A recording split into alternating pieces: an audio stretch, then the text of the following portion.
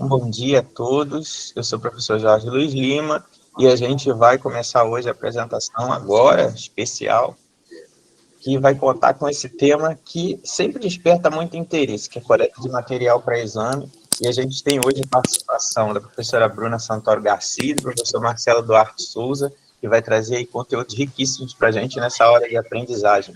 Não esqueça de deixar aí no chat para a gente de que cidade você está falando e estado. Não esqueça de assinar a lista de presença, que é de lá que vai sair o certificado de vocês, tá? Então não é só a inscrição, vocês têm que assinar a lista de presença, que é o link que vai ser disponibilizado 4, 5 vezes ao longo da apresentação. Gostaria de agradecer a presença da professora Bruna e do professor Marcelo, agradecer aí ao Kevin que está ajudando a gente, os monitores, e é isso, a palavra é com vocês, e espero que vocês gostem. Bom dia a todos. Bom dia a todos os participantes, bom dia ao Jorge, muito agradecido pelo convite, né?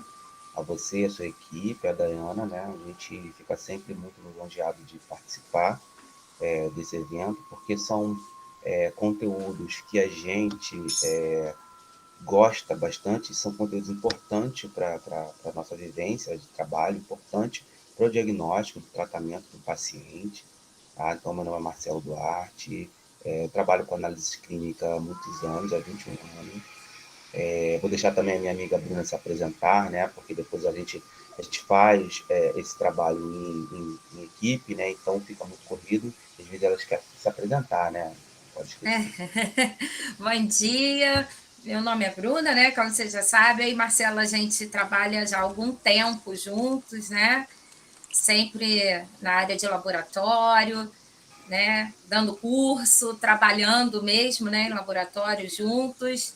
É um prazer estar aqui. Obrigada ao Kevin, ao Jorge, à Dayana. Obrigada à equipe pelo convite. E vamos começar, né, Marcelo? A Pois é. gente vai começar pelo Marcelo. O Marcelo vai começar uma introdução, vai começar sobre a coleta de urina e eu vou dar sequência. Bom curso para nós. E já peço desculpa a vocês, que eu vou pedir, né, para a Bruna passar o slide, porque eu não sei o que acontece aqui, eu não consigo abrir para poder apresentar. Só acontece no curso de vocês. Não sei o que acontece, mas vamos dar o jeito para melhorar na próxima, tá bom? Então Faz vamos lá. parte, mas resolvemos, né, Marcelo? Agora tá bom. Tá. Então, gente, Bruna, você pode passar, por favor? Gente, bom dia a todos, né, novamente. Então, assim, para falar de microbiologia, nós somos suspeitos, né, eu e a Bruna. A gente resolveu falar desses materiais, porque são materiais negligenciados, não pela maioria principalmente pelo corpo médico, mas sim pelos próprios profissionais de laboratório. Porque muitas das vezes, esses materiais, a gente só lembra da coleta de sangue. A gente colhe sangue, leva o sangue rápido para poder fazer, tem a sua importância. Mas muitas das vezes esses materiais, fezes e urina, ficam largados na bancada. E aí o que acontece? Esses materiais são muito sensíveis. A pesquisa, né, desses micro-organismos, bactérias, fungos, vírus, são muito sensíveis. Se você deixar esse material na bancada, largado por muito tempo, esse resultado ele pode dar um falso negativo. Esses micro-organismos podem morrer decorrente do ambiente que eles estejam. Então, esses materiais, a gente resolveu falar desses materiais, porque são materiais negligenciados, deixados de lado, mas são materiais importantíssimos para o diagnóstico do paciente. Então, é isso que a gente quer deixar, essa mensagem, né? A gente não tem muito tempo para poder falar, a gente pode falar em uma outra oportunidade, mas é para deixar uma importância, falar sobre a importância desse material, a pesquisa de micro-organismos nesses materiais. Pode passar, amigo. Então, quando a gente fala de infecções, né, a gente tem infecções por diversos tipos de micro-organismos, a gente tem que entender diversos processos. Por exemplo, eu gosto muito de falar de homeostasia. A homeostasia, principalmente, né, no ser humano, é quando a gente tem todos os nossos processos em equilíbrio, né, a gente tem todas as substâncias, todos os nossos órgãos funcionando normalmente, e em um dado momento você tem uma invasão, principalmente de um patógeno, né, o patógeno viral, por exemplo, que modifica totalmente a homeostasia do corpo. Então, você tem infecções por diversos tipos de micro-organismos, seja ele viral, seja ele bacteriano, seja ele fúngico, seja ele parasita. Então, você modifica completamente a homeostasia. E tem antes da gente entrar na coleta propriamente dita, a gente tem algumas questões que a gente precisa falar. Quando a gente fala de infecções microbianas, por diversos tipos de micro-organismos, tem um conceito que é importante que a gente precisa saber. Primeiro, o grau de patogenicidade do micro-organismo, a quantidade de carga microbiana, seja ela carga fúngica, seja ela carga bacteriana, carga viral, carga parasitária. Então, isso é importante, saber a quantidade de carga microbiana, isso é muito relevante para a nossa coleta. Uma outra coisa importante também é o estado do nosso paciente. Por exemplo, se ele é um paciente ISDO, se ele é um paciente saudável, um paciente rico imunologicamente, né, bem imunologicamente, se ele é um paciente imunocomprometido, toda essa parte de avaliação pré-analítica, né, com relação ao paciente, ao estado do paciente, que tipo de material a gente vai pesquisar, o tipo de material solicitado pelo médico, se é uma amostra local que ela tem uma microbiota ou um microbioma, que a gente vai falar num determinado sítio anatômico. Então, esses dados são de suma importância para que a gente consiga fazer uma coleta e uma análise microbiológica de suma importância. Pode passar, meu amigo.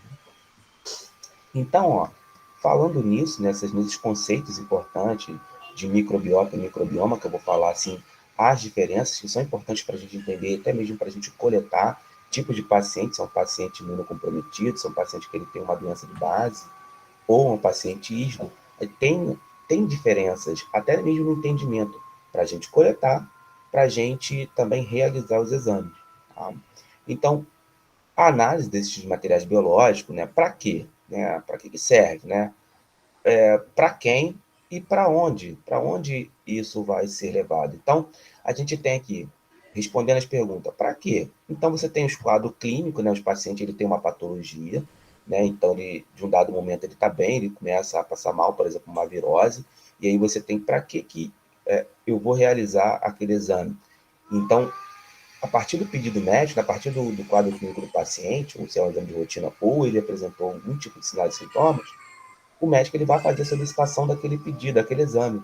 E aí a gente vai avaliar a coleta, né, com o protocolo de laboratório, né, o protocolo da unidade, vai avaliar qual é a forma de coleta mais adequada que a gente vai fazer a partir do pedido médico. E aí, para que a gente utiliza também essas coletas, esse diagnóstico? Para a gente fazer um médico utilizar uma antibiótico terapia mais assertiva. Então, quanto mais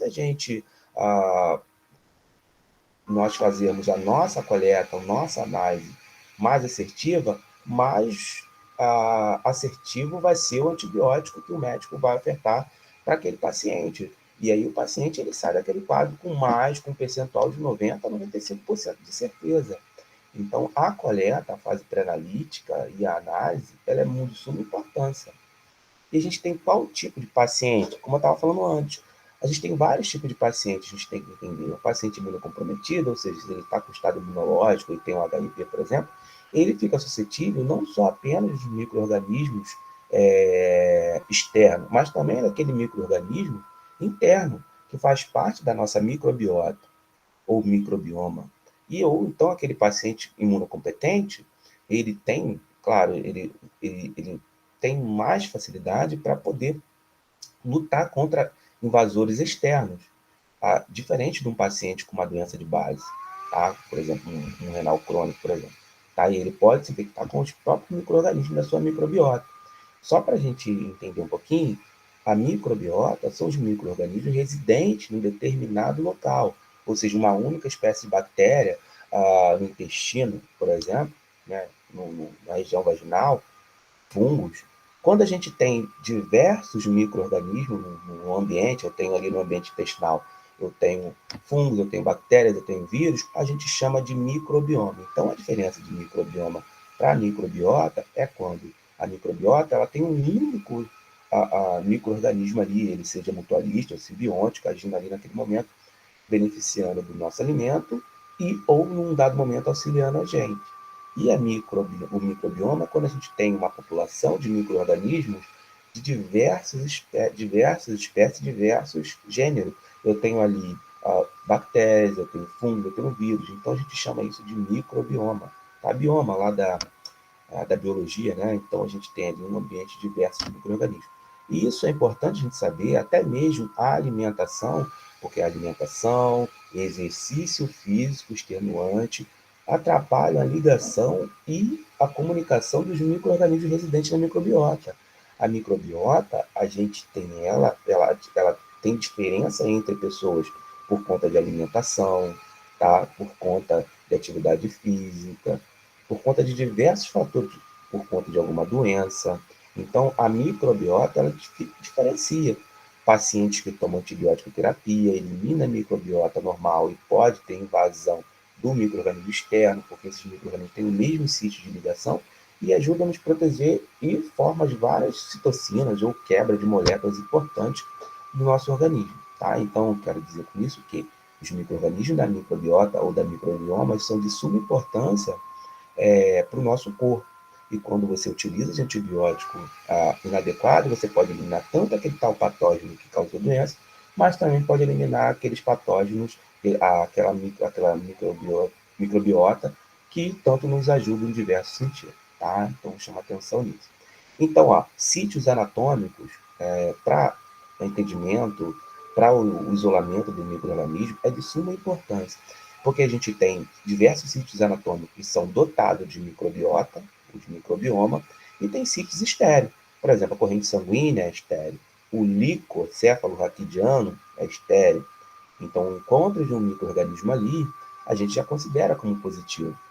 Já em outros sítios, por exemplo, intestinal, a gente tem um diverso grupo de micro-organismos. E aí a gente tem vários processos a ser entendido. O tipo de micro-organismo que está sendo isolado, quais os sinais e sintomas daquele paciente, para a gente chegar a um diagnóstico. Já é diferente, por exemplo, um micro-organismo encontrado na corrente sanguínea. Porque um único micro-organismo ali, né, uma bacteremia, né, já é considerado como infectante. Tá bom? É importante. Pode passar, Bruno, por favor. E aí, é importante a gente ter um entendimento da fisiologia e da fisiopatologia renal e de algumas doenças, né? Falando principalmente em amostra de isolamento, amostra de urina para isolamento de micro-organismos. E lembrando bem que eu não estou falando apenas de cultura, estou falando dos exames. A gente pode encontrar micro-organismos no EAS, a gente pode encontrar gametos isolando na cultura e diversas outras pesquisas. E aí a gente precisa ter um entendimento importante aqui da fisiologia renal, né? Saber onde que passa, onde que entra, qual a filtração, produção de hormônios, de citocinas. O rim, ele não só filtra, não faz filtragem e absorção. Os nossos rins, ele também secreções e absorções de vitaminas, de carboidratos, são compostos orgânicos energéticos de suma importância para o nosso corpo, além de produzir hormônios, por exemplo, a eritropoetina, que faz o crescimento, amadurecimento do eritrobasto, dos eritrócitos, desculpa, lá na medula óssea. Então, nossos rins são de suma importância. E aí, falando em doenças infecciosas, a gente tem algumas infecções importantes, que é a infecção mais conhecida, infecções dos rins, a pielonefrite, a gente tem infecções ali das ureteres, ureterite, a gente tem infecções da bexiga, infecções da uretra. Então, a gente tem infecções ali em diversos graus, ali, em diversas altura do sistema renal. E a gente também tem micro-organismos residentes nessa região.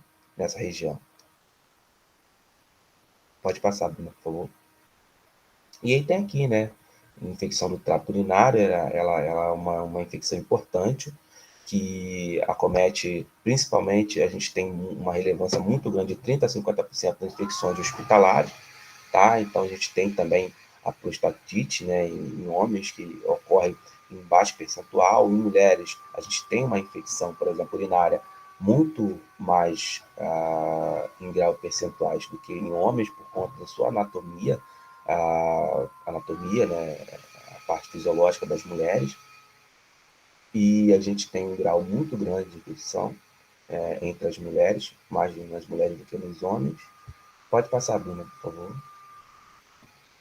E aí, ó, como eu estava falando antes, né, antecipei um pouco, a gente tem aqui uma microbiota, uma microbioma intestinal que a gente precisa conhecer. Então, a gente pode encontrar na nossa microbiota, né, naturalmente, ou colonizando em dado momento, fungos, bactérias, como Escherichia coli, lactobacilos, tá, streptococcus, corynebacterium, enfim. Então, a gente tem diversos micro-organismos formando uma microbiota, né, ou microbioma nessa região. E é importante para a gente conhecer, até porque, para a gente isolar algumas, a gente precisa ter algum cálculo, né, de percentual de 60 mil colônias, 50, 60 mil colônias, 100 mil colônias, para a gente poder diagnosticar ali e dizer para o médico se realmente é aquele micro-organismo ali está causando uma infecção, no caso da Escherichia coli, que faz parte da nossa microbiota, principalmente intestinal. E aí a gente precisa ter um cálculo, ou a gravidade dos sintomas e o aparecimento dessa bactéria aqui. Bruna, pode passar, por favor. E aí a gente tem outros micro-organismos que causam mesmo, sem necessidade, sem ser o micro-organismo da própria microbiota, mas que normalmente eles causam ali infecções. A gente tem um grupo de bactérias, né? Proteus, Klebsiella, o grupo da enterobactéria, que são gram-negativos. A gente tem as gram-positivos também, que causam bactérias, Staphylococcus aureus, saprofítico, streptococcus, micobactérias, piroquetas e outros micro-organismos também que podem aí causar infecções no trato urinário. A gente tem fungos, tá? Como Cândida, Cândida tropicalis, que vão chamar a atenção, Cryptococcus, Tricóforo, que é uma outra levedura também, e Cândida auris. Essa Cândida auris aqui, ela tem uma grande relevância no diagnóstico clínico, porque é um fungo que ele é resistente até o momento a todos os antifúngicos. Ele teve um surto, se não me engano, não sei se foi em 2019, 2020, nos Estados Unidos, foi em 2018, eu acho, mais ou menos, não lembro certo, mas um surto importante nos Estados Unidos, em vários pacientes contaminados por Candida auris. Já que no Brasil, acho que foi no meio da pandemia, a gente teve um caso, que foi na Bahia, né, de isolamento de Candida auris. Então, a gente tem diversos micro-organismos que acometem o sítio ali renal, tá? Causa infecção do trato urinário.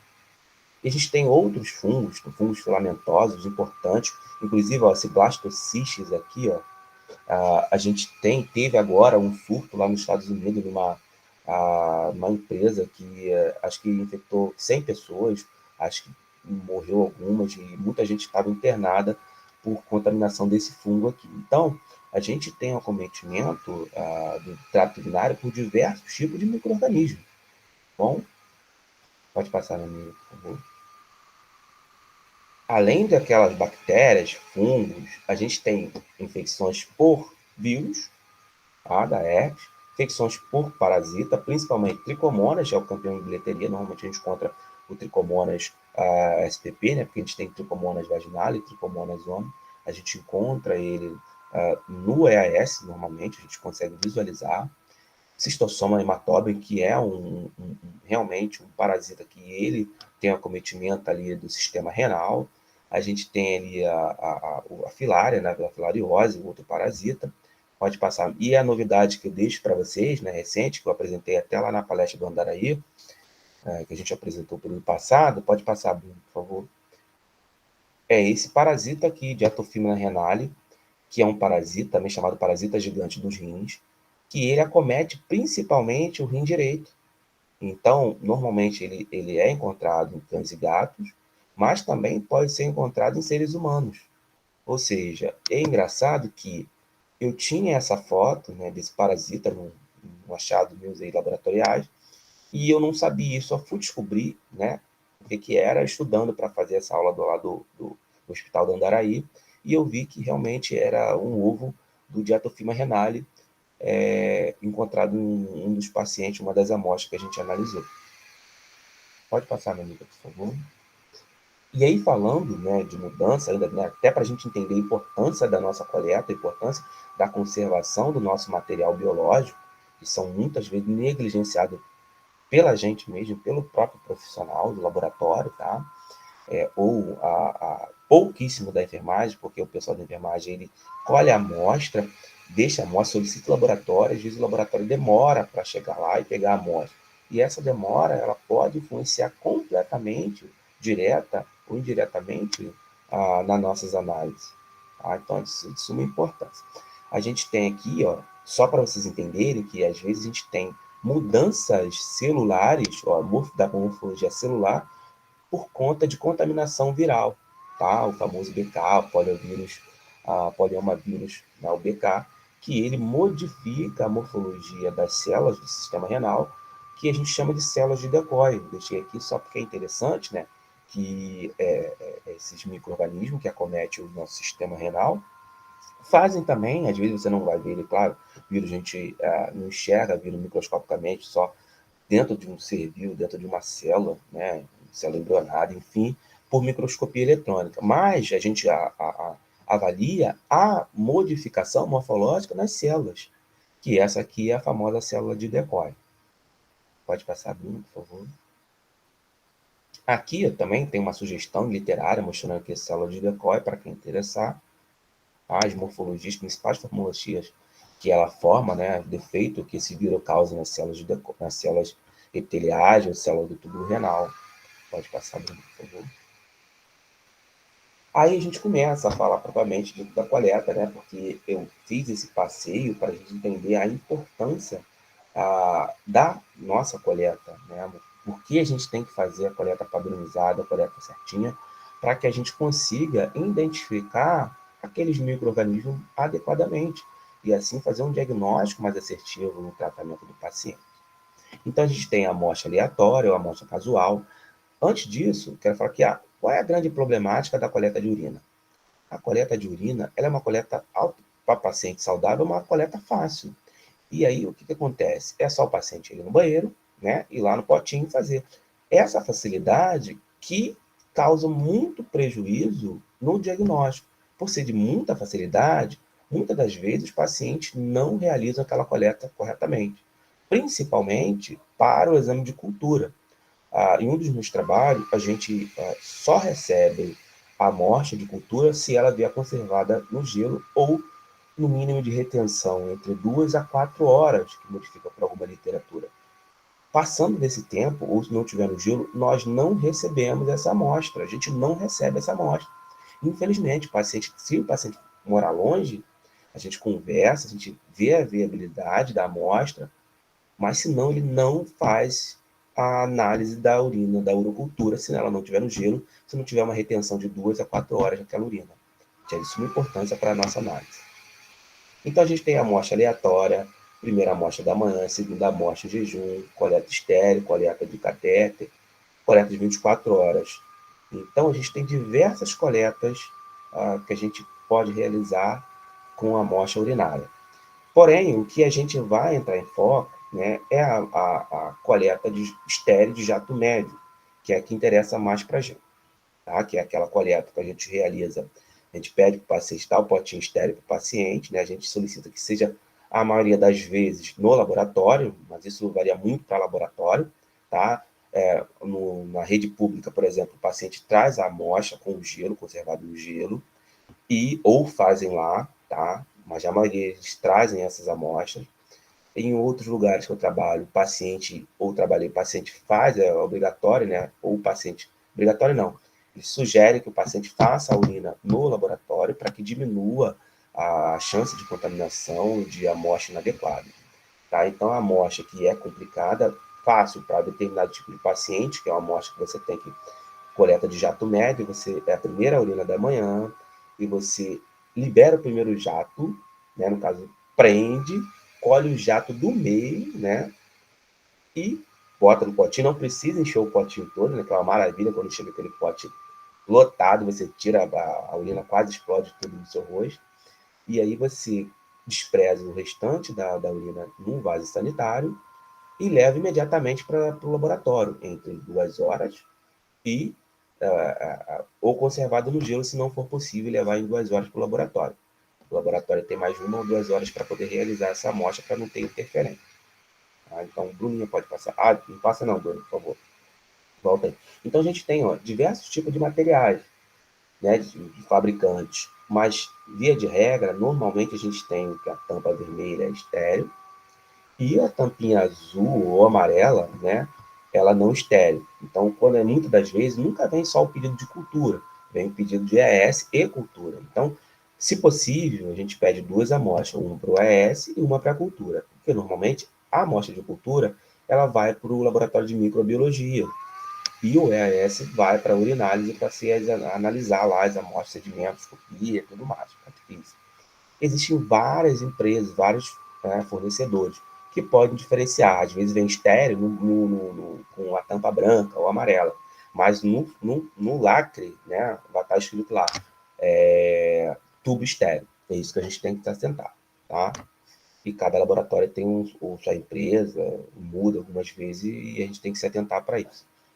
Pode passar, por favor. E aí, quem é a responsabilidade da coleta? O próprio paciente, técnico laboratório, equipe de enfermagem, tá? Quem estiver atendendo o paciente lá, naquele momento. E aí a gente tem diversas outras coletas importantes, coleta de catéter, né, sonda de alívio, punção suprapúbica, e essas são exclusivamente realizadas pelo médico, assistente, ou pelo corpo de enfermagem, tá? Principalmente a gente fala assim, porque alguns pacientes, eles estão internados, né, ou com sonda, então quem colhe é a enfermagem ou o médico. Pode passar, por favor? E aí, ó, é interessante isso aqui, quando eu vi essa foto com a amiga no WhatsApp, eu pedi para ela, porque ou é decepcionista ou não é recepcionista, porque aí a gente, a amostra de urina, principalmente as amostras de coleta microbiológica, a gente necessita das avaliações pré-analíticas, necessita dos dados do paciente, tá? Todas as amostras, tanto de sangue, material que a gente colhe, necessitam das avaliações do paciente. Mas a microbiologia, ela é mais assertiva com a fase pré-analítica. O tipo de coleta que o paciente está feito, como ele coletou, se ele coletou ela certinho. Ou é decepção, ou aprovação. Tá? Pode passar no micro, por favor. E aqui, né, esse slide aqui, eu sei que isso aqui é complicado para a gente, imagina para o paciente ter essas orientações todas. Então, aconselho a gente orientar ou fazer uma orientação mais enxuta para o paciente, porque a gente fala, eles leem, mas mesmo assim a amostra ela vem uma coleta erroneamente. Então, dificulta muito o nosso trabalho e até mesmo identificação. E às vezes o paciente tem que coletar uma nova amostra para confirmação daquele resultado. Tá? Então, aqui em orientações gerais, a amostra de urina deve ser sempre, preferencialmente, coletada no laboratório. Aquilo que a gente falou antes, preferencialmente, nem sempre, pode variar de cada local, cada ambiente de trabalho. Obter a primeira urina da manhã, sempre que possível, reter a urina da bexiga, né, por no mínimo 2 horas, ou no máximo ali 4 horas. Por quê? A gente tem um exame chamado, principalmente no EAS, né, na fitinha lá, química que a gente utiliza, o nitrito. Esse nitrito, ele é uma conversão do nitrato por bactérias que convertem nitrato em nitrito, que principalmente são as gram-negativas, mas algumas bactérias gram-positivas, enterococo, estafilococcus coagulase negativas, também convertem nitrato em nitrito. Mas a maioria são as bactérias gram-negativas. Então, elas precisam de um tempo, né, de contato com a urina para poder converter o nitrato em nitrito. E aí, essa permanência aqui é de suma importância para esse resultado. Porque muitas vezes, às vezes aparece Klebsiella, né, pneumonia, na cultura, e no EAS, o nitrito negativo. Por quê? Porque aqui não teve o contato suficiente de tempo, a bactéria com a urina, para ela converter o nitrato em nitrito. Tá? Tem diversas explicações com relação a isso, a negativa, a positiva da cultura e negativa do nitrito lá feito na urina. Tá? Evitar a utilização de líquidos para que, ou seja, essa amostra, a gente precisa de uma amostra mais concentrada. A ingestão de líquido, ela pode diluir essa amostra e inviabilizar, principalmente, a cultura microbiana, diminuir a carga naquele momento, a carga microbiana naquele momento, e, consequentemente, a gente diminui o isolamento desse micro-organismo. Tá? Identificação, frasco limpo, Nunca coletar da comadre, a gente vai falar isso mais da frente, algumas coisas. Pode passar, Bruna, por favor. Bruna, tô no tempo aí? Como é que estamos? Certinho, tá bem? E aí, ó, a gente tem coleta feminina, a gente tem coleta masculina, com algumas diferenças. Né? No caso da coleta feminina, tem que fazer bem a antisepsia no local, e aí você sugere que o paciente lave as mãos, né, e separe os grandes lábios para poder fazer a coleta direitinho no frasquinho, limpeza com sabão neutro, alguns lugares tem a clorexidina, tá? Mas a maioria dos lugares faz a limpeza, ou os pacientes fazem a limpeza com o sabão neutro. E aí, essa transferência, a quantidade de urina também é importante, a gente tem no mínimo de 10 ml, né, no máximo 10 ml de urina para poder levar para o laboratório para fazer as análises. A microbiologia é uma amostra até menor que isso, porém, normalmente o médico ele nunca vai pedir apenas a cultura de urina, ele vai associar o EAS e a cultura. Então, algumas literaturas preferem colocar entre 10 a 12 ml de urina no frasco para a gente poder fazer as análises. Pode passar, por favor. E aí você tem, além da coleta feminina, você tem a coleta masculina também. Qual é a grande problemática da coleta masculina também? Normalmente, os homens ele encostam, tá, a grande lá no frasquinho. E isso também causa contaminação, né, naquele frasquinho da amostra ali. E aí você tem que colocar, né, fazer a antisepsia direitinho, naquele local, evitar colocar, né, que encoste ali a grande no frasco também. E esse material, ele é coletado, né, de jato médio, coleta de jato médio, despreza coleta primeira urina da manhã, despreza primeiro o jato, né, e colhe o jato intermediário e despreza o restante no vaso. E leva para o laboratório o mais rápido possível, entre 1 a 2 horas, determinada literatura. Ou, se não for possível levar entre 1 e 2 horas, conservá-la no gelo. Qual é a grande problemática? Em pacientes, né, de determinada idade, é tranquila essa coleta, muito fácil. Paciente internado, a enfermagem vai coletar, fazer sonda, enfim. Só que pacientes idosos, lúcidos, imagina um cara coletar a urina de jato médio, despreza a primeira, né, e coleta a segunda. Aí suja o banheiro do laboratório, normalmente fica todo, né, merecado de urina, porque o cara realmente tem dificuldade para fazer essa coleta. Tá? Então, é complicado determinados tipos de paciente. Pode passar, Bruno, por favor. Aqui uma outra coisa interessantíssima. Coleta de criança. Coleta de infantil em determinados momentos. O que acontece? Determinada idade, não é coleta de jato médio, porque como que a criança não tem controle esfinteriano para poder fazer a coleta de jato médio? Não vai. Coletar o primeiro jato, prender e soltar. Difícil. Essa coleta é de jato total. Então, coleta de criança, determinada idade, é de jato total. Não tem condição, né? O pai, a mãe ou o profissional fazer uma antisepsia no local e colocar o saquinho coletor, né? Colocar o saquinho coletor e aguardar. E tem vários processos, passar o modo de apresentação, Bruno. Vários processos, tá a tela compartilhada. É.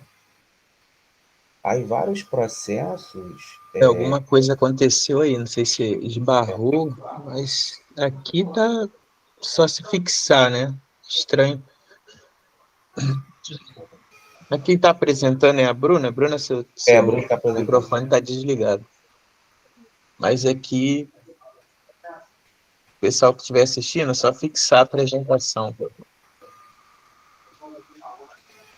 Pode tentar parar a apresentação e botar de novo para ver se volta.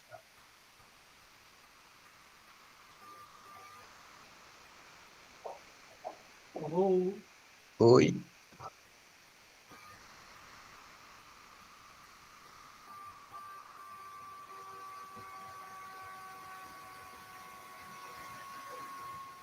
Oi, amigo.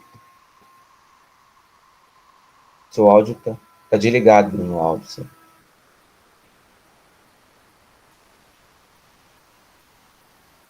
Tentar apresentar aqui. Posso apresentar aqui também, se tiver algum problema. Pode. Só Uhum. preciso que você me diga o slide. Vou botar aqui para Pode passar. Fala Isso. Aí, consigo. parou nesse mesmo. Tá nesse aí mesmo. Obrigado. Aí, voltou. Então, gente, coleta infantil, né? Não é coleta de jato médio, tá? Não é coleta do jato intermediário. É coleta de jato total. Primeira amostra da manhã, né, se possível, né? Se possível.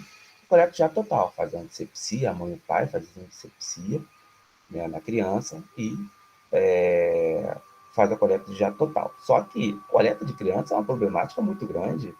A gente tem muita dificuldade. Às vezes o paciente ele entra de manhã no laboratório, a Bruna pode falar super bem sobre isso, e só sai à tarde, quase fechando o laboratório para fazer coleta.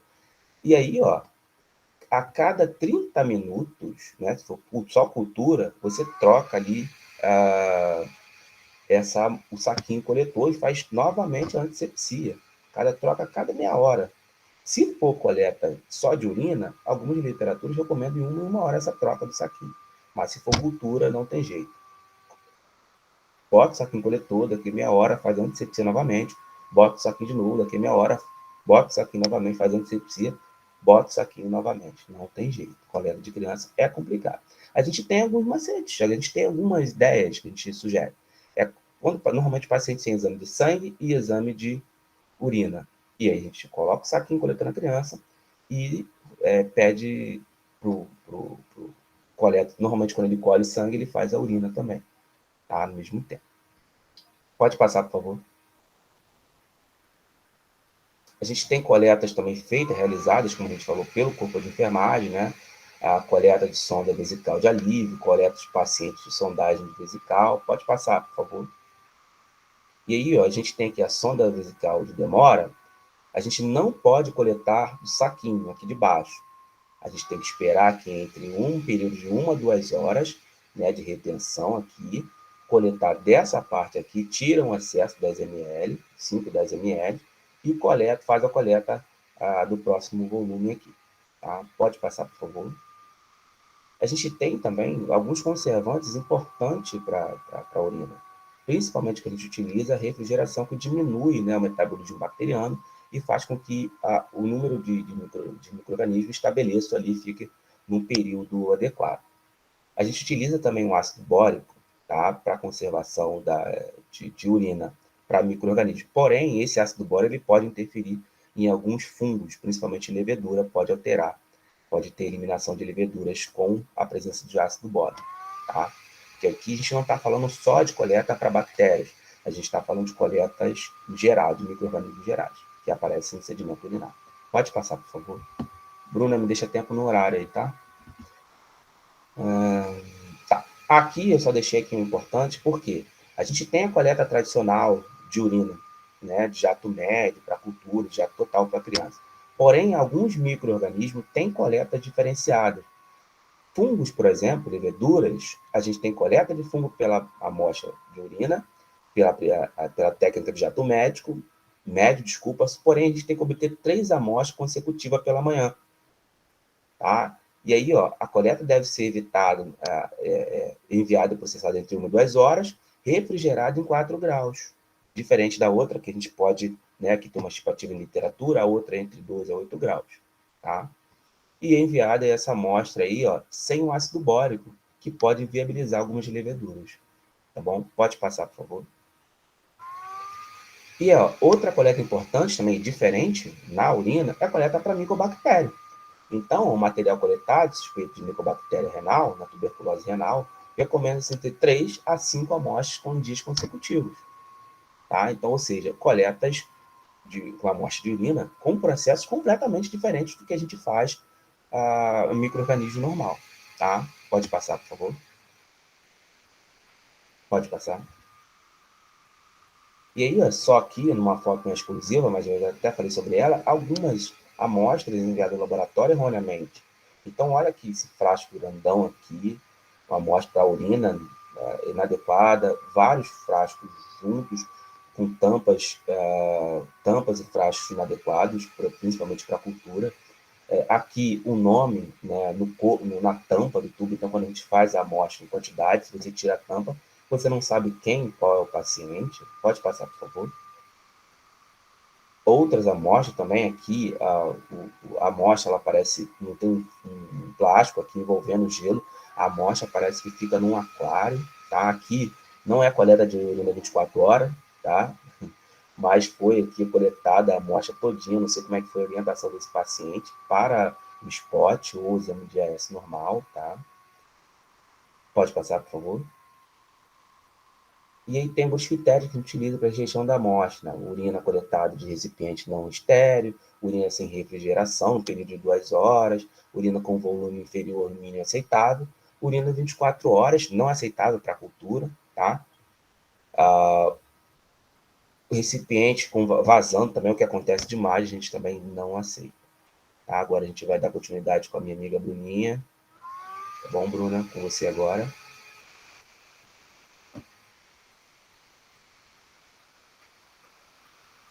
Agora sim, agora a professora Bruna vai clicar ali embaixo no microfoninho vermelho para poder ele acender. Agora foi sem querer. Eu vou voltar a compartilhar a tela aqui. Peraí. Sim.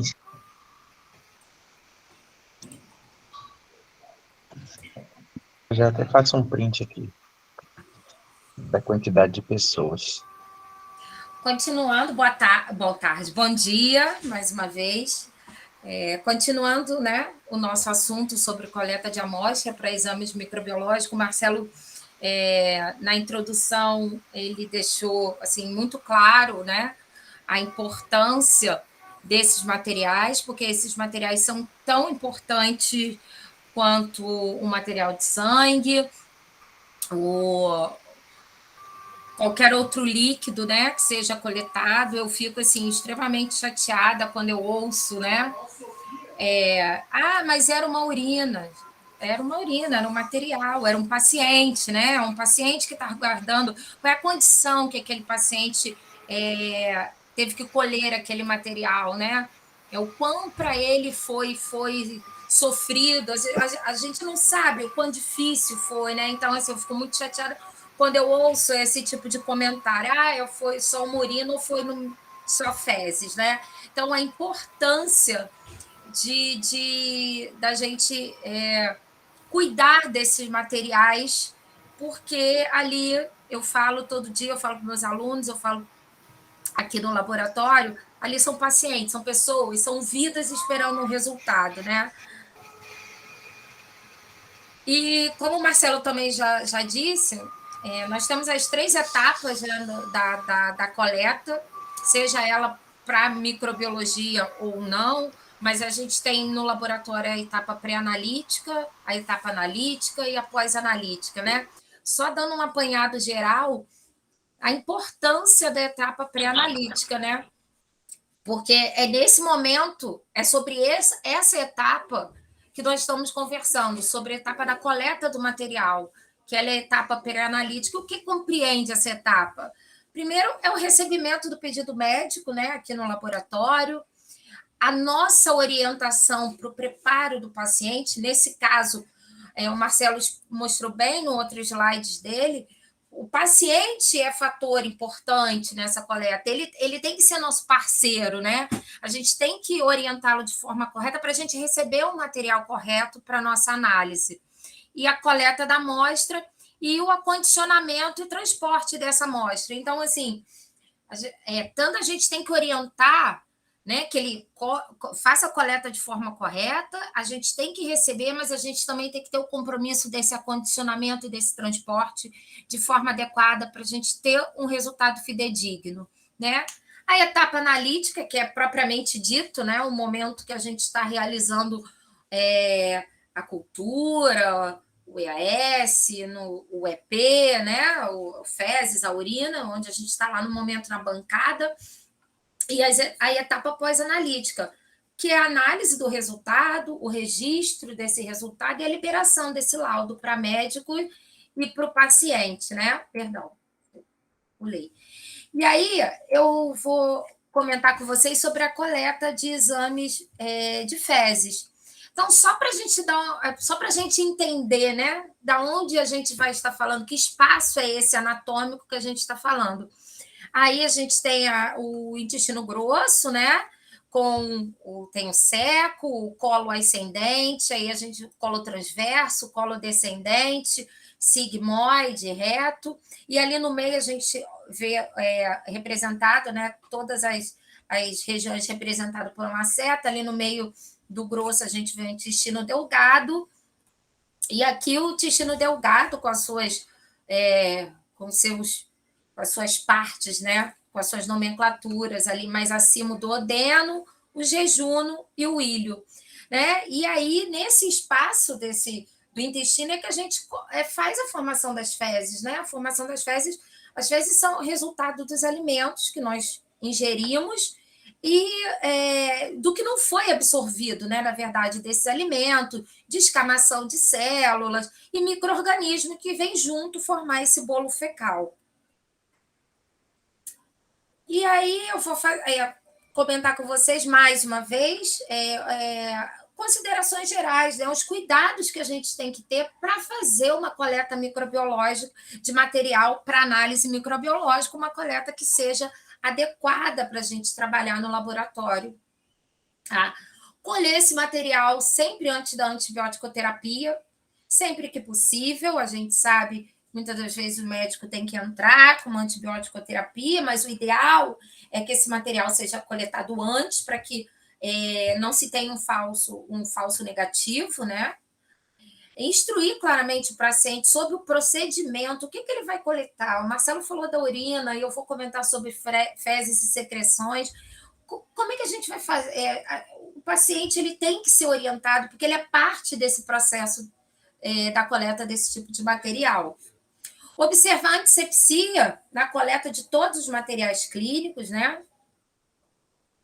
Colher do local onde o micro-organismo suspeito tem a maior probabilidade de ser isolado, então essa coleta tem que ser assertiva para a gente ter material para trabalhar, né? E dar um resultado fidedigno.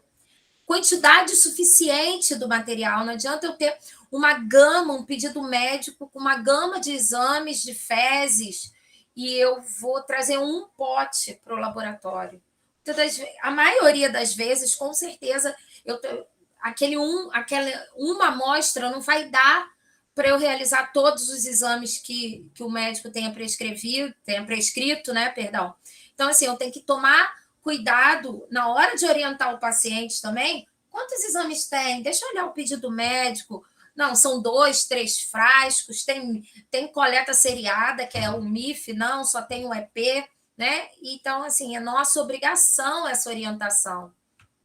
Considerar o estágio da doença, né? Porque patógenos entéricos causadores de diarreia estão presentes em maior quantidade e mais facilmente na hora da fase aguda ou fase diarreica, né? Num processo de infecção gastrointestinal. E o pedido de exame. Então, o pedido do exame também é importante, o médico é parte dessa engrenagem com a gente no pré-analítico, porque o pedido deve estar de forma clara, o exame deve estar escrito de forma clara para que a gente entenda e oriente o paciente da melhor forma, né? E aí são os exemplos de amostras, né? Marcelo já comentou da urina, e eu vou comentar com vocês sobre fezes e secreções. Para começar, o primeiro exame que eu vou comentar com vocês é sobre a coprocultura, né? A coprocultura é a cultura microbiológica das fezes. O Marcelo comentou sobre a cultura de urina, né? E que a urinocultura e a coprocultura é a cultura de fezes, né?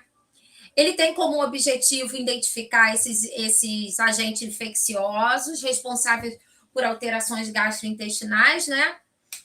E o médico geralmente prescreve a coprocultura quando ele tem suspeita de infecções por salmonela, shigella, yersinia, campylobacter e Escherichia coli nesse paciente, tá?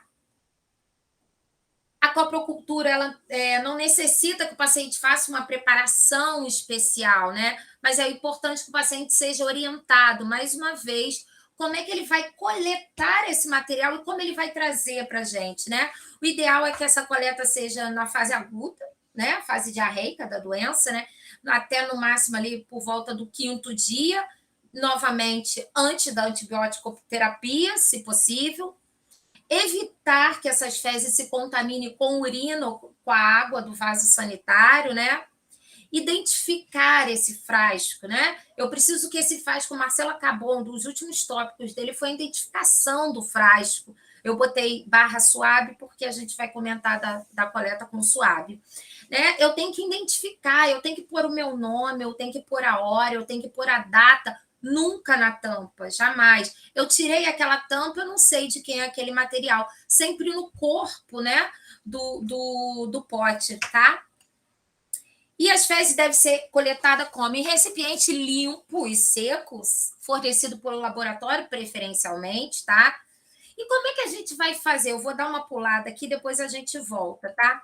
Eu tenho aqui um meio de transporte chamado Kerry Blair, tá? Que é um meio de transporte que ele tem uma composição nele, né? Ele viabiliza as bactérias de amostra fecal por um determinado tempo, né? Do momento da coleta até a chegada desse material para a cultura. Então, assim, e eu tenho esse pote baluado, eu chamo de pote baluado branco. O que a gente orienta esse paciente, tá? Que ele vai fazer as suas fezes dentro desse pote, tá? E depois ele fez as fezes ali, a gente retira, ele vai receber no laboratório esse frasco e o meio de transporte Kerry Blair. Ele vai fazer as fezes ali, todas as suas fezes, a gente vai abrir o suave e vai tocar essa amostra fecal que está dentro desse pote por cerca de 2 minutos em vários pontos, tá? Depois a gente vai fazer o quê? A gente vai colocar esse suave dentro do tubo, né? Vocês estão vendo que é um algodão aqui, né? Um algodão, um cotonete gigante, né? E aqui dentro, não sei se dá para ver, tem um meio de cultura. Assim que as fezes estão aqui, e eu abri o Kerry Blair, botei esse algodão aqui por cerca de 2 minutos, eu vou fechar, eu vou botar esse algodão dentro do meu meio de transporte e vou levar para o laboratório. O que é importante nisso? Eu identificar esse suave. Eu não vou levar aquele pote branco grande para o laboratório, aquele eu posso descartar. Eu vou levar esse suave, porque é a partir desse suave que a gente vai fazer o processamento da amostra. Existe, né, alguns laboratórios, alguns locais, né, que pedem que, além do suave, o paciente leva um pouco dessas fezes que ele fez nesse frasco branco, né, que ele leve também uma quantidade para o laboratório. Aí o paciente pega aquele frasquinho menor, que a gente já está acostumado, pega uma quantidade do frasco maior, coloca no frasco menor, também identifica e leva os dois, né? Aquele frasquinho que a gente já está acostumado para o EP. Não são todos os lugares que solicitam isso, a maioria pede só que leve o suave, tá bom? E como é que a gente processa? Aí eu cheguei, fiz essa coleta, fui bem orientada, eu chego no laboratório, né? E aí são essas etapas de suma importância, né? A gente vai receber e cadastrar esse pedido médico, né? A gente vai preparar essa amostra quando chega na parte técnica, a gente vai fazer o cultivo em meio de cultura, a gente vai fazer isolamento e contagem de micro-organismo, o exame microscópio, a gente vai fazer o GRAM, né, para fazer o exame microscópio, vai realizar as provas bioquímicas, sejam elas manuais, semi-automatizadas ou completamente automatizadas, para a gente identificar o micro-organismo infeccioso. E, a partir daí, tendo essa contaminação, a gente vai realizar o antibiograma para a gente identificar quais os antibióticos, né? Vamos dizer assim, os antimicrobianos vão ser utilizados no tratamento daquele paciente, tá? E aí, novamente, o frasco abaloado e o Kerry Blair, que é o suave indicado para transportar material fecal. E a gente pode também realizar, geralmente, né, eu já vi a coleta retal para coprocultura quando o paciente está acamado ou hospitalizado, que não tem como realizar essa coleta que eu acabei de descrever, ele próprio, né? A gente vai passar a ponta, o mesmo suave, tá? O Kerry Blair, a gente vai passar a ponta do suave no esfíncter anal desse paciente, tá? Vai introduzir um pouco até as criptas anais, tá? Que fica ali um pouco acima da região anal. Depois a gente retira esse suave. É importante verificar se eu tenho material fecal ali, tá? Nesse suave.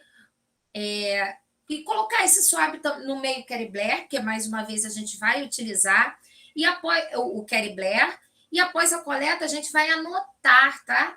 Novamente, identificar o suave com nome, hora e data do paciente e levar ao laboratório, né? A diferença é que, nesse caso, nós vamos fazer, geralmente, quando o paciente está impossibilitado dele mesmo fazer a coleta das fezes, está acamado por algum motivo, tá?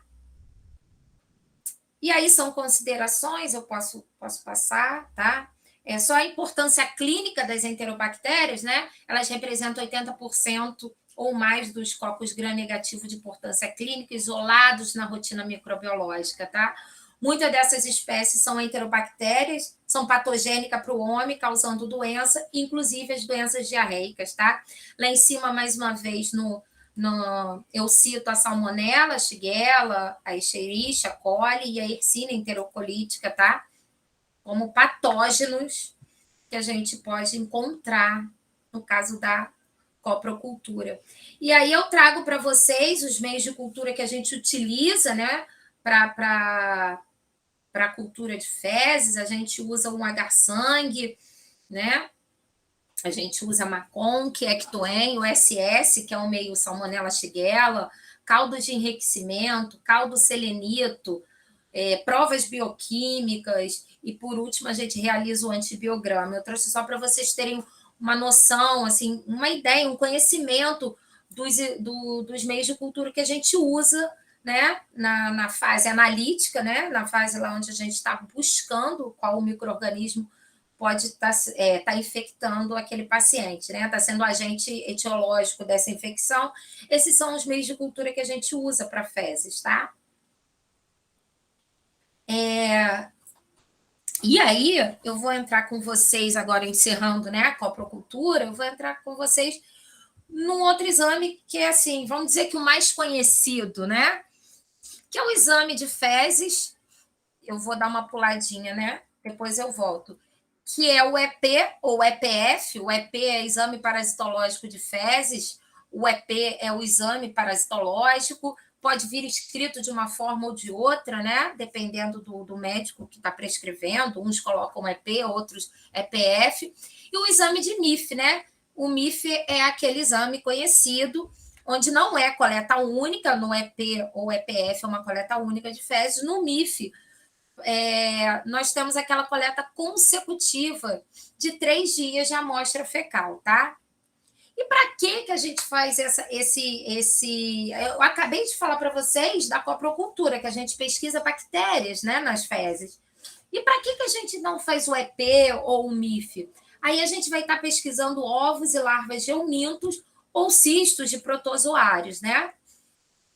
E aí eu mostro para vocês os frascos que vocês já devem conhecer, claro, todos nós em algum momento também somos profissionais da saúde, mas todos nós em algum momento somos pacientes, e a gente conhece, né, esse frascozinho aqui para o EP, e esse aqui que contém um líquido conservante, que é um MIF, que hoje em dia a gente nem utiliza mais o MIF, a gente utiliza um conservante chamado SAF, né? E a amostra fecal. Essa amostra fecal para fazer esse exame de fezes, o EP ou o MIF, né? O exame tem, esse exame de fezes, o EP ou o MIF, ele tem o objetivo de identificar os parasitas intestinais, né? Como eu acabei de falar para vocês, e pesquisar as formas parasitárias eliminadas nas fezes. É interessante que os exames de fezes, né, no caso, o exame parasitológico, né, onde a gente vai pesquisar ovos e larvas de eumintos, cistos de protozoários. Esses exames, se vocês forem lá, vocês, né, estão aí trabalhando, muitos aí estagiando, vão se formar, a gente vai ao laboratório de parasitologia, a gente vê que é um laboratório, vamos dizer assim, menos equipado, né? Não vamos chamar ele, mas vamos dizer, é o que tem menos tecnologia, são exames feitos manualmente, tá?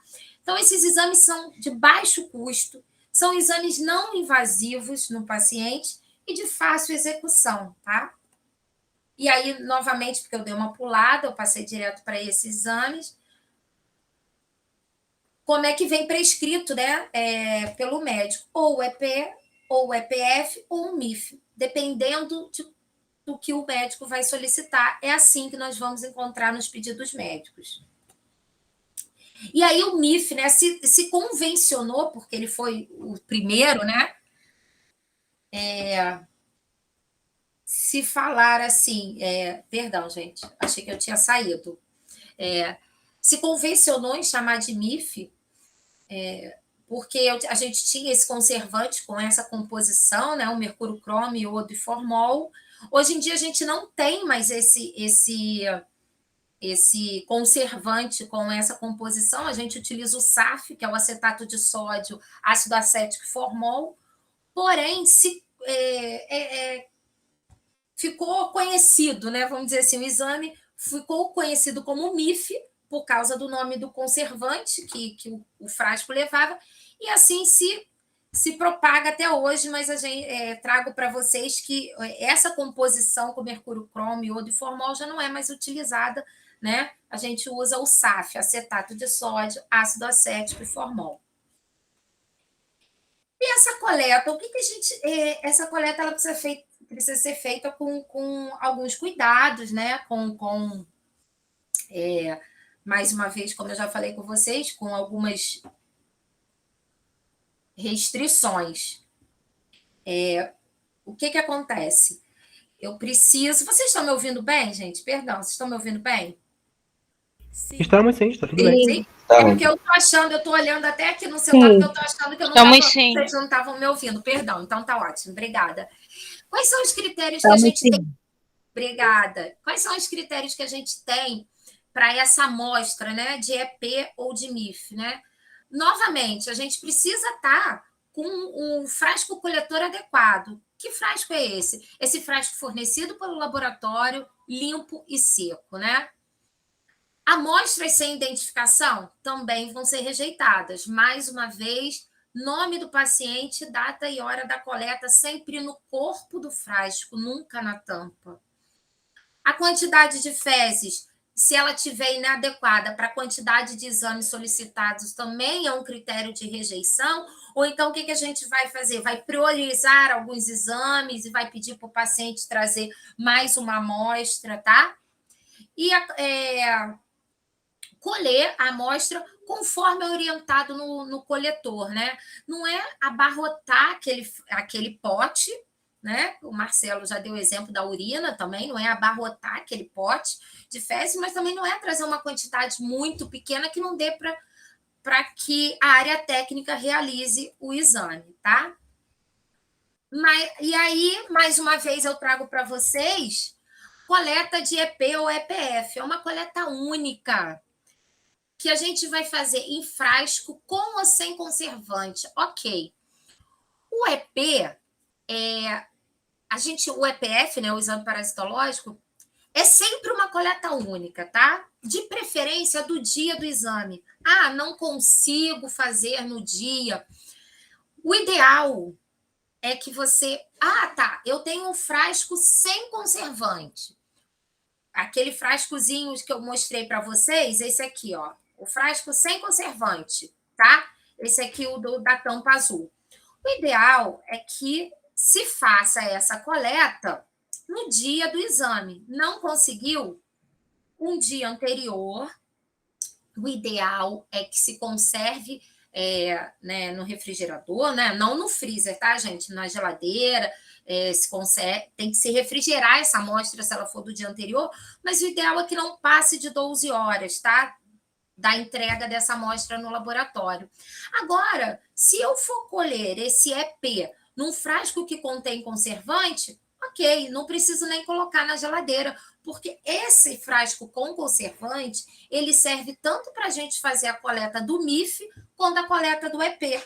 Né? O que vai mudar é a forma, se a coleta vai ser única ou se a coleta vai ser de 3 dias.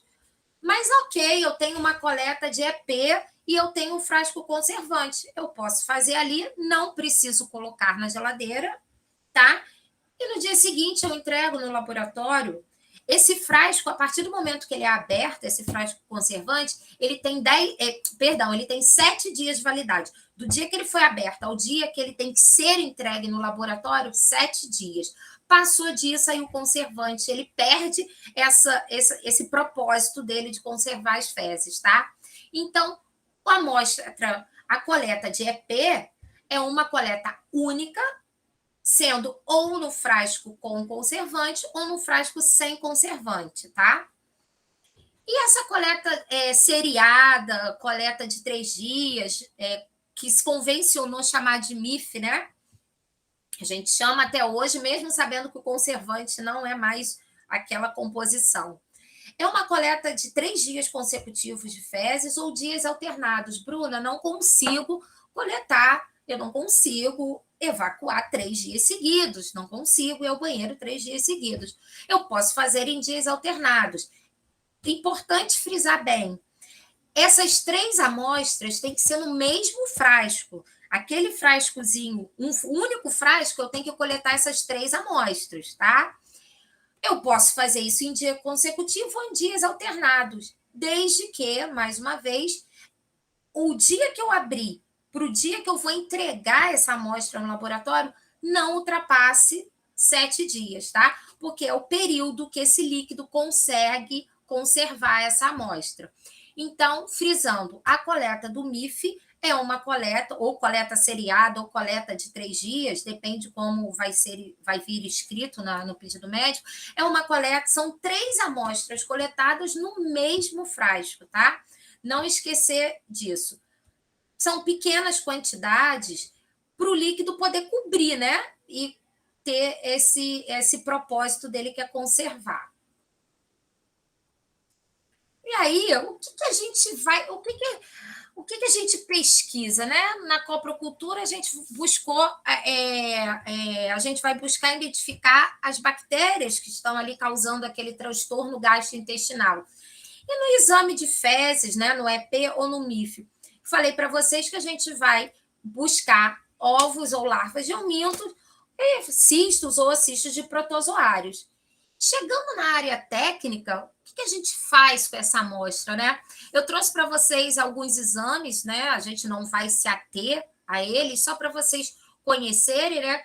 Ou a gente vai fazer um exame direto daquelas fezes, né? Lembrando que esse exame direto ali nas fezes, eu posso achar ovos, larvas e cistos? Posso sim. Só que o exame direto ele é muito dependente da carga parasitária. Às vezes eu tenho uma carga parasitária ainda pouca, né? Que talvez eu não consiga identificar nenhuma forma parasitária nesse exame direto. É um exame direto fresco, né? Você pega uma quantidade, você bota uma gota de salina na lâmina, uma quantidade de fezes, mistura ali, bota uma lamínula por cima e leva direto ao microscópio, né? A gente começa com a objetiva de 10, depois passa para de 40. Mas ele é um exame que depende muito da carga parasitária, tá? A gente tem o método da fita adesiva, o método de Graham, que a gente usa para identificação de tênia e interóbios vermiculares, o método de Kato-Katz, Faust, o método de Willis, Hoffman, Richter, Berman Moraes, e tem o método de Rugai também aqui, que é com a mesma finalidade do Berman Moraes, né? Então, assim, é só para vocês verem que quando essa amostra chega, a gente tem uma gama de métodos que a gente pode utilizar na área técnica para fazer a identificação do parasita que esteja causando esse desconforto, né? Se ele é um helminto, se ele é um protozoário, tá bom? E aí eu trouxe só para ilustrar para vocês, olha, ovos de Ascaris, de tênia, de Trichuria trichuria, enteróbios vermiculares, né? Eu trouxe cistos de entamoeba estolística, giardia, só para ilustrar o que a gente pretende, né? Caso o paciente realmente esteja parasitado, o que a gente pretende encontrar, né? Num exame de fezes, né? No exame do EP. Gente, encerrando assim, né, essa fase do exame parasitológico, então eu comentei com vocês sobre o exame de pesquisa de bactérias que a gente faz nas fezes, que é a coprocultura, e o exame para pesquisa de parasitos, né? Que são ovos, larvas de euminto ou cistos de protozoários, tá? Então, assim, aqui essa parte aqui a gente encerra sobre as fezes. Agora eu vou comentar com vocês como é que a gente faz a coleta de secreções, né? As secreções, vou dar uma corrida, né? Acho, Jorge, eu acho que já tem um pouquinho do tempo, eu vou falar rapidinho das secreções, tá? Para a gente não Tá ultrapassar muito. estourado o tempo. Ainda tem as perguntas que vão tentar fazer, então a gente tem que dar uma acelerada. Vou dar uma acelerada aqui nas secreções, tá? Para as secreções, eu vou pular, depois eu volto nesse, tá? A gente vai falar das secreções ocular, uretral, cervical vaginal, abscesso ferida, orofaringe e nasofaringe. Para esse tipo de coleta, a gente usa também esses meios de transporte. A gente falou que o meio de transporte para fezes é o meio de Queriblé. E quais são os meios de transporte que a gente utiliza, né, para a coleta de secreções? É o meio de Sturt e o meio de Aines, né? A gente pode ter meio com adição ou não do carvão ativado, tá? Esses meios, o Sturt ou o Aines, são meios de transporte para bactérias que conseguem manter a amostra coletada viável até a realização da cultura. Então, o que vai acontecer? Eu tenho ali secreções, eu tenho o médico tem desconfiança que ali tem uma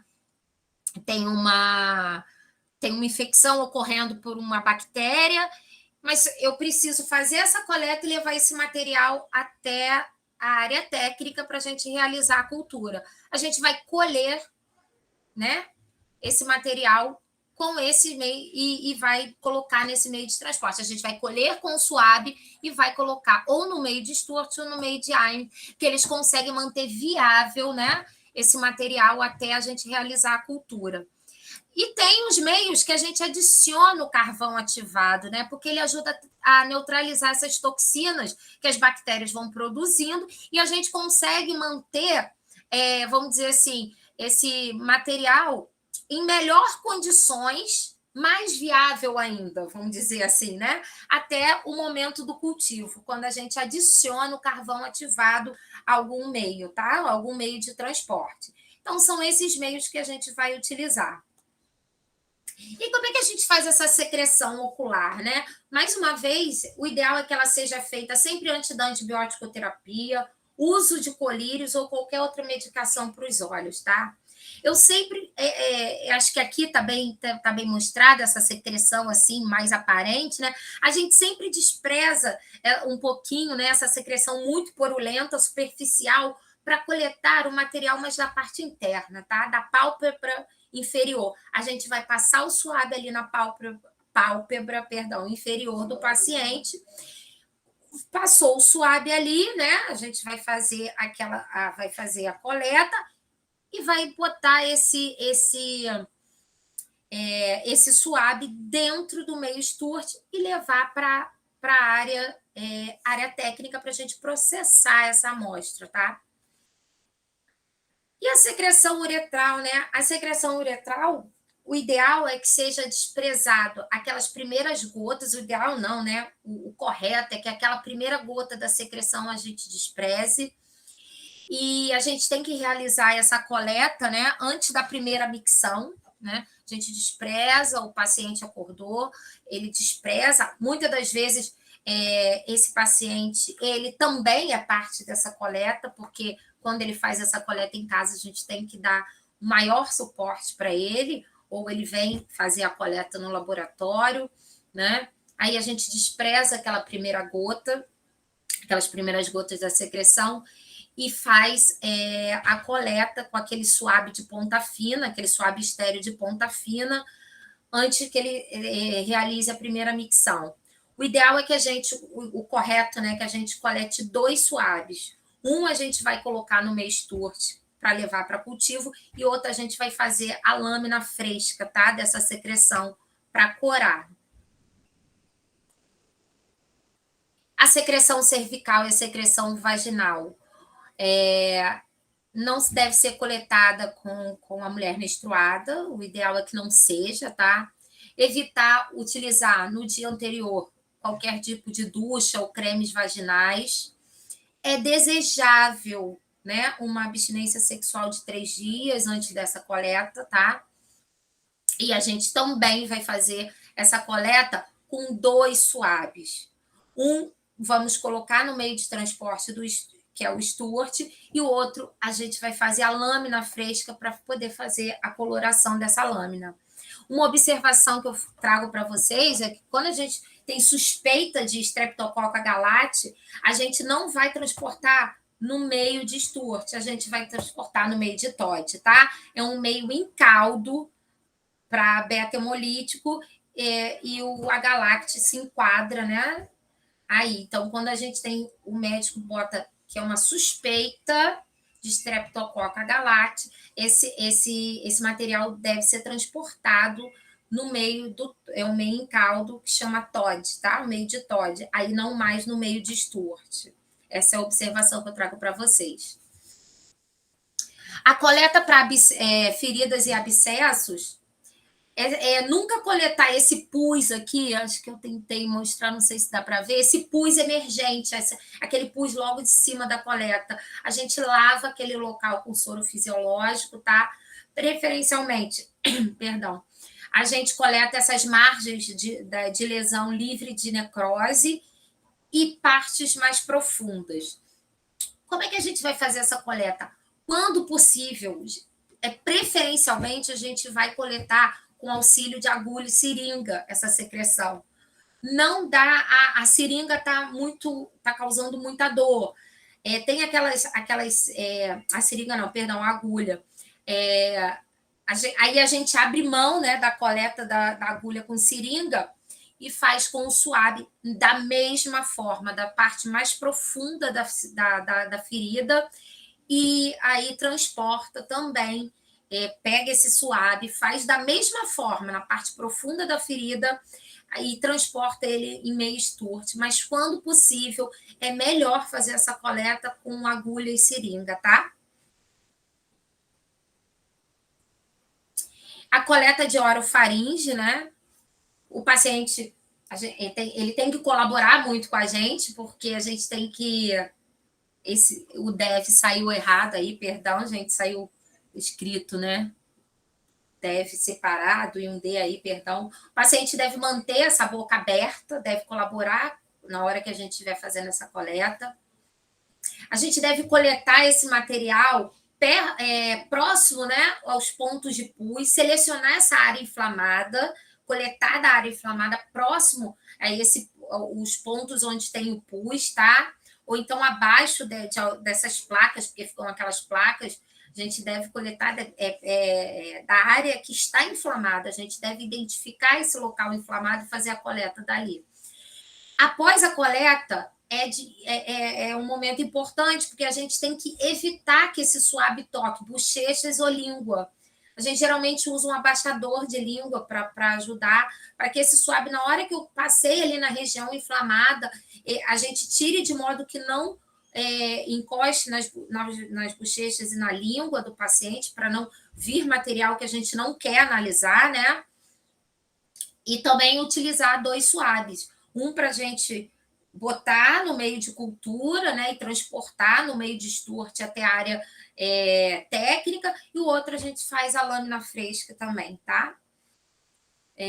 Se a gente tiver mais uma observação que eu trago aqui para vocês, se a gente vê que o médico solicitou, né, pesquisa de gonorreia, Neisseria gonorreia, né?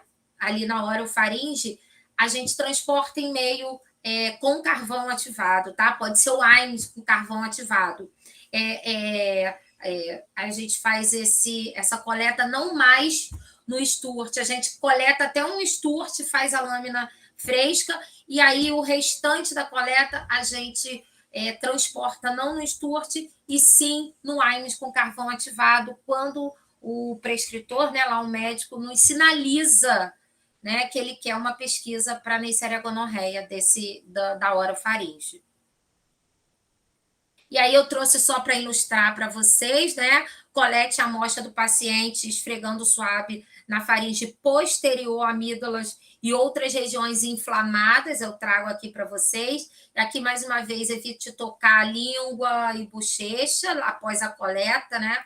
Aqui, como eu falei, o abaixador de língua para nos ajudar. E, assim, está sempre orientando o paciente nesse momento que ele precisa colaborar conosco para a coleta ser assertiva. E aí, por último, né, fechando, por último, mas não menos importante, é quando a gente vai fazer essa coleta da nasofaringe, tá? Aquela secreção, né, caso exista aquela secreção ali na região da nasofaringe, né, a gente remove essa secreçãozinha, né, que fica ali nessa região, caso seja necessário. A gente vai introduzir esse suave mais fino, né, no nariz, até a região da orofaringe, né?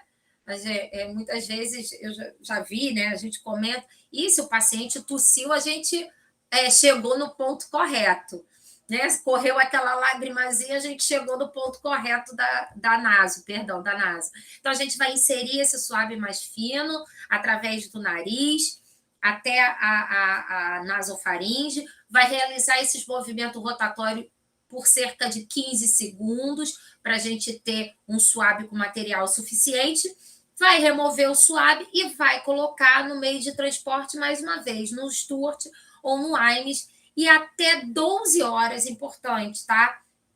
Para essas coletas de secreção, todas essas secreções, perdão, que até 12 horas após essa coleta, esse material já esteja na área técnica para a gente realizar o cultivo e o posterior laudo para esse paciente, tá bom?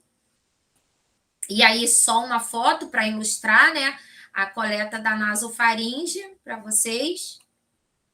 E aí, as nossas referências bibliográficas, a minha, e depois eu vou passar do Marcelo, são os manuais da Anvisa, manuais da Sociedade Brasileira de Patologia Clínica.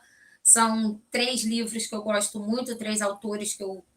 a doutora Carmel Pluchil, Pereira Neves, de parasito, né, o Trabulce de microbiologia, e aí todos os manuais também que Marcelo utiliza, né, os manuais da sociedade, toda a literatura de Marcelo também, tá? E muito obrigada, agradeço em meu nome, acho que Marcelo pode falar também, muito obrigada por vocês estarem aqui num sábado de manhã, né? Enriquecendo o conhecimento de vocês, um pouquinho que a gente consegue passar para vocês, para ajudar vocês aí nessa caminhada do conhecimento. Também muito agradecido aí, né, pela presença de todos, né, esse sábado, esse feriadão prolongado, né, a gente tem feriado segunda-feira, o pessoal, né, tá com a mala pronta, com as malas prontas já, né, acabou o curso, só esperando a gente calar só esperando a gente terminar. Ou o pessoal já está na estrada assistindo também pelo celular. A gente que agradece. No meu caso, eu saí de um plantão para assistir. Aí, ó, saúde. Que bom, obrigada, viu? Obrigada. A gente está recebendo aqui os corações de vocês, a gente agradece muito a participação de vocês, lembrando que tanto os nossos palestrantes e vocês que... A gente vai fazer o print agora da página, para poder a gente guardar. E o que faz o evento acontecer, o projeto acontecer, é a participação de vocês. Sem vocês, não tem. E a gente sempre lembra que quando o Marcelo, a Dayana, que também faz parte do nosso grupo, né, a Bruna convidou o Marcelo, sempre quando o Marcelo vem e traz alguém da companhia dele, da colega de trabalho, lota a sala. Então, assim, é muito legal ver vocês participando, já que a gente tem um projeto que fala de saúde, qualidade de vida, de capacitação, E isso, às vezes, as pessoas elas não têm muito interesse, né? Porque a rede social não é usada para isso. Mas a gente agradece muito. Fiz aqui outro Verdade. print. Rede social E usada agora muito. a gente vai para aquela parte das perguntas. Eu vou só agradecer vocês, encerrar a gravação por causa do tempo, mas aí a gente vai responder as perguntas, tá? Tá ótimo. Eu vou enviar algumas perguntas que eu anotei